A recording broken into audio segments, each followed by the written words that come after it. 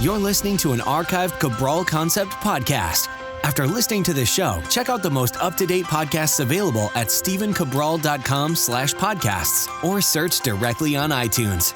And now, welcome to the Cabral Concept, where board-certified naturopath and integrative health practitioner Dr. Stephen Cabral shares how he was diagnosed at the age of 17 with a life-altering illness and given no hope for recovery. It was only after studying and traveling all over the world did he discover how to combine ancient Ayurvedic healing practices with state-of-the-art naturopathic and functional medicine to fully rebalance the body and re-energize it with life. It's time to discover how to get well, lose weight, and finally feel alive again. And now, here's your host, Dr. Stephen Cabral. Excited to be here with you today on this Training and Toxic Thursday, where I'm going to be going over a specific modality, one that I've been recommending a lot more often, actually, in my practice, and even working with people in a cancer support capacity. So, again, as a naturopath, it's not my job to cure cancer. We don't work that specific way. What we do is we try to support the body in all of its strength and all of its basically system throughout the body in order to boost the immune system to try to remove those cancer cells as best we can to really bolster that immune system going after them.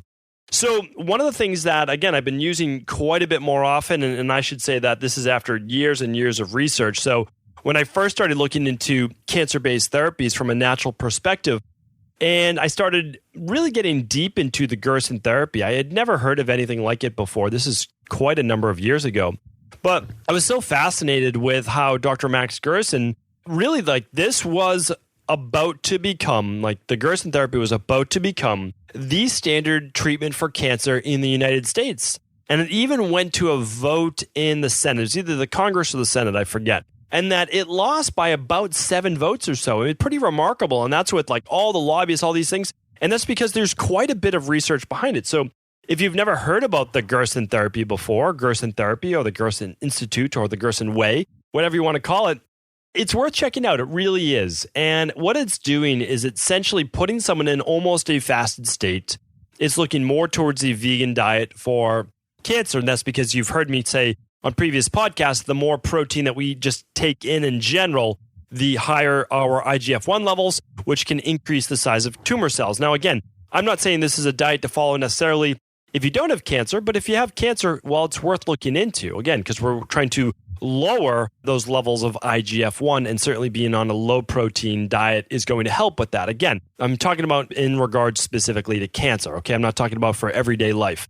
And we're also looking at creating apoptosis, how do we kill these, how do we signal these cancer cells to die? Well, all right, without getting too deep into the Gerson therapy, you can check that out. I then moved on to looking at Dr. William Kelly's work.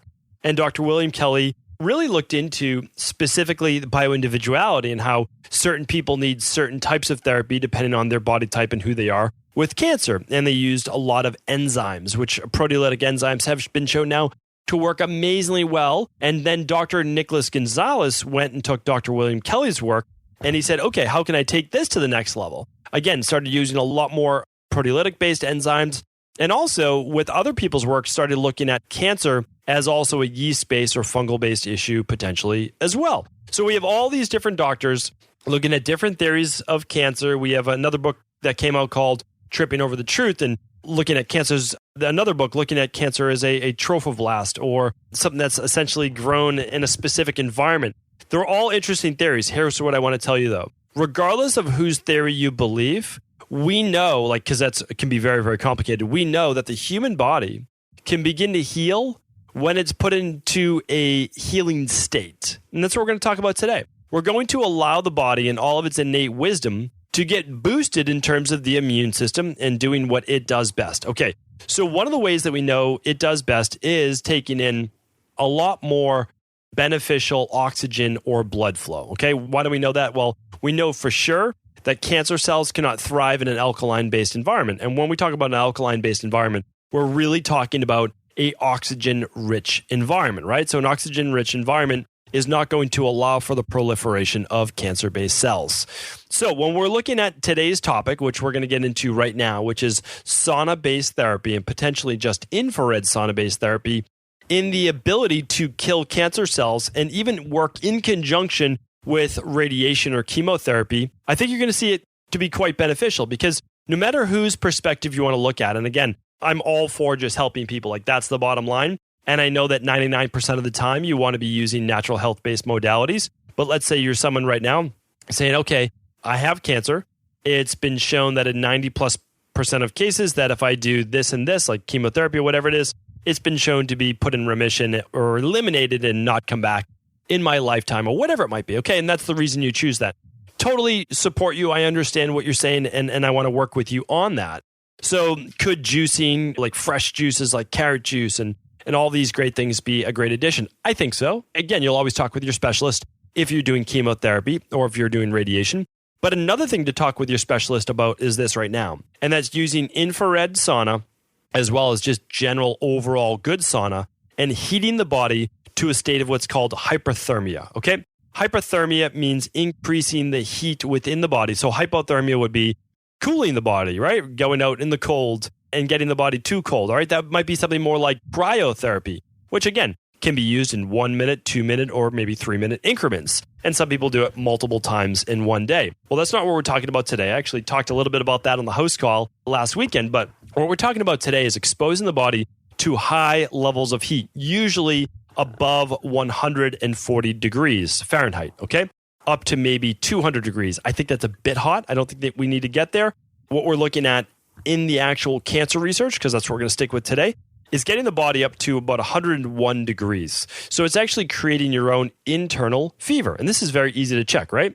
You can simply use one of the inner ear thermometers. You can do an under the tongue thermometer. You can do a bunch of different thermometers, however you choose to use it while in an infrared sauna or typical sauna. So when we're creating this hyperthermia, which is heat within the body, what are we really doing? Well, we're increasing circulation, we're increasing blood flow and oxygen to the cells in the body. And that can be some of those stubborn cells as well, which are tumor-based cells, okay? Let's just call them cancerous tumor cells. And again, this is why, you can talk about this with your doctor, but this is why when we look at I believe it's the National Cancer Institute has already given their okay with this. But again, you should speak with your specialist if you're going through chemotherapy right now or radiation, is that it allows for the therapy to be more effective. And that's because when you're doing the sauna, you're increasing the ability to get anything, whether it's oxygen, blood supply, and then anything within that blood to the cancer cells. So again, if you're bringing in lots of antioxidants or any type of those specific things, well, by doing sauna, you can help with all those specific things. Just a quick recap, because I've done many shows on infrared saunas before and the infrared sauna therapy. I've talked about before how just doing 19 minutes per day, 5 days per week, just 19 minutes, 5 days per week, can decrease all-cause mortality by about 42%, and it can increase the risk of dying from cardiovascular disease by over 60%. I mean, pretty remarkable, pretty amazing. There is no drug on the market that could possibly touch that. So go back and check out that podcast. You literally can just type in at StephenCabral.com/podcast, type in 19 minutes. You'll see an amazing episode on that.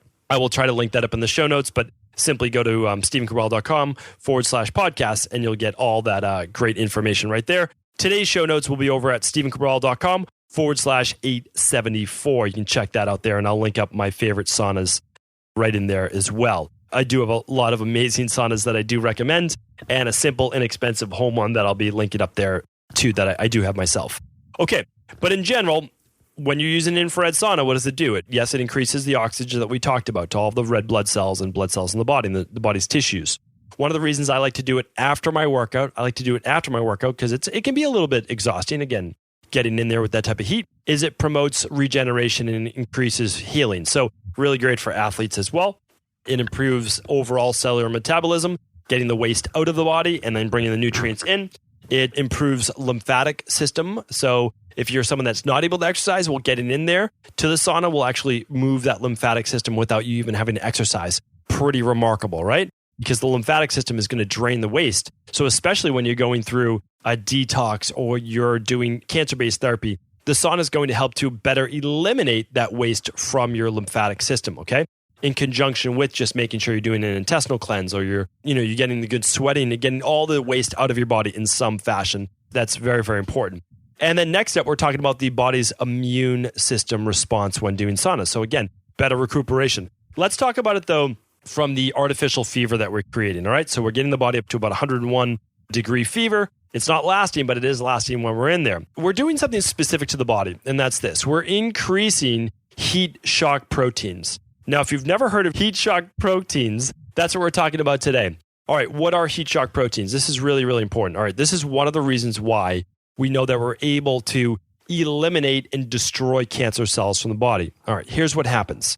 When the body is put into this hyperthermia, which is this heat-based state, the body is using its own heat shock proteins to begin to create different cell signals. All right, these cell signals are this: to improve the folding patterns of proteins in the body. That's the best way to say it. And the proteins that are not folding correctly, or that are misaligned, or that are not functioning the way that the body should, it signals those and marks those for elimination. So let's get to the proper ones first. Okay, so your body is made up of proteins, essentially. So heat shock proteins actually helps as a chaperone. That's what they're known as, essentially chaperones or mediators in the body to tell that protein how to fold properly for proper cellular use.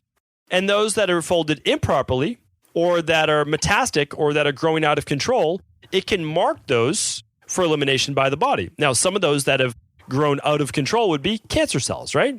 So it's going to mark those. The heat shock proteins are actually going to mark those tumors to be removed through normal macrophages, okay? Or macrophages, these specific immune cells that will gobble up bacteria. So that's another thing that it does. We're not going to talk about that today, but by doing a sauna, you can actually improve autophagy. You can improve the elimination of necrotic tissue or bacteria in the body. In this case, we're actually talking about cancer-based cells, all right? So it uses macrophages or macrophages, depending on whatever language you like to pronounce that word. And it also increases killer T cells, known as T lymphocytes. Why is this important? This is one way that the body naturally eliminates cancer cells on a daily basis. So right now, you may not have cancer, not diagnosed with cancer. But believe it or not, every day you're having some type of cell proliferation. And in a way that those cells begin to grow and metastasize into cancer-based cells. But your body and your immune system, in its own innate wisdom, eliminates those before they conglomerate into larger cancerous-based tumors. That is the amazing thing of our own body. Our body knows how to do this. It's always done this. And yes, as we're getting more and more toxins in, it has to do more and more of that job, which is why I'm always recommending functional medicine detoxes seasonally. I'm recommending these infrared saunas. I'm recommending, a day of fasting at least once a month. All of those specific things. Because why? Well, they can increase the body's own immune system. And now by doing the infrared saunas or regular saunas and improving or increasing our own body temperature, our own core temperature, we increase the speed of the white blood cells moving through the body, the proliferation of heat shock proteins, and our body's ability to mark these cancer cells to be eliminated by the body, by the immune system. And it does that by marking those for apoptosis, which means cellular death. So our body will mark improperly folded proteins, which could cause cancer, or cancerous cells to be destroyed by the body, or for our own immune cells, T cells, killer T cells, to go after those cancer cells and destroy and wipe up and remove that. So it's pretty remarkable. I mean, it really is. And we can do all of this through our own body's own innate wisdom, as I like to say. So again, this has been clinically studied. This specific one was at, let's just see right here, ISELS. I'll probably be mispronouncing that, as I usually do. It's ISSELS Medical Center in Santa Barbara, California. So that was one. And let me give you one doctor's work on this as well. Again, I actually have quoted this specific doctor multiple times, but her book is called The Scientific Basis and Therapeutic Benefits of Far Infrared Ray Therapy. And that is by Dr. Sasaki Kayuo. It's Kyuo.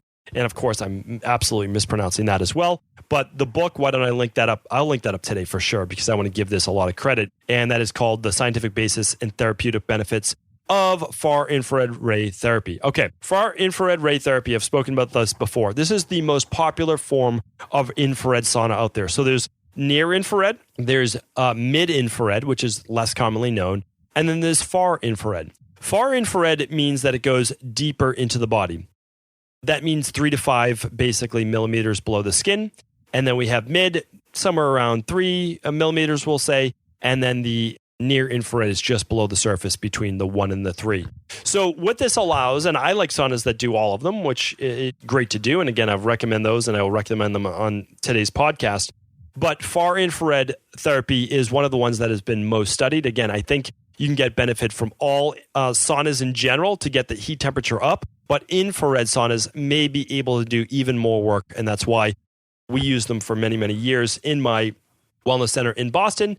I still do recommend them. I'm just in more of a private concierge practice now where I can work with people all around the world. And that has not stopped, though, my recommendations for these infrared saunas. Now, let me give you some practical application of this, okay? So if you are someone right now that has cancer, you may want to be speaking with your specialist, okay? Let's say you're going through conventional treatment of chemotherapy or radiation. Now, again, not everyone's going to do that. Some people would want to work from more of a natural-based perspective. You might be someone that wants to use maybe everything. That's totally fine. Whatever you choose to do is your prerogative. Knowing that you have this type of research now and knowing that it could potentially make your chemotherapy and radiation treatment even more effective, you might want to speak with your specialist saying, hey, here's the research from the Natural Cancer Institute. Yeah, I know that you use this research yourself. Could I use this in conjunction with my chemotherapy? And if so, on what days could I use it? Okay. Now, for other people on a natural-based perspective, if you're not using chemotherapy or radiation, you can just really get right into infrared sauna or regular sauna, and you could be using it on a daily basis or at least, if not 5 days per week. How long should you go for? Well, for most people, I'm recommending about 150 degrees. It's not cool and it's not too hot. It will allow you to stay in there for a good 30 to 40 minutes. Now, some people might have to start at 10 minutes, work their way up to 15, then to 20, then to 25, just gradually work your way up. And that's totally fine. And you can do that on a near daily basis. And for those people that don't have cancer, well, how many times could you do sauna per week? Again, could be anywhere between 2 and 5 times per week. Could be 1 and 5 times per week. Even doing sauna once a week is absolutely fantastic. One thing that I try to do is after my workouts, gym workouts, so let's say there's specific gym workouts where I go to the gym for that, I will use the sauna, and it's a not infrared sauna, but I go in there after my workout. So now this sauna is about 190 degrees. It's very, very hot.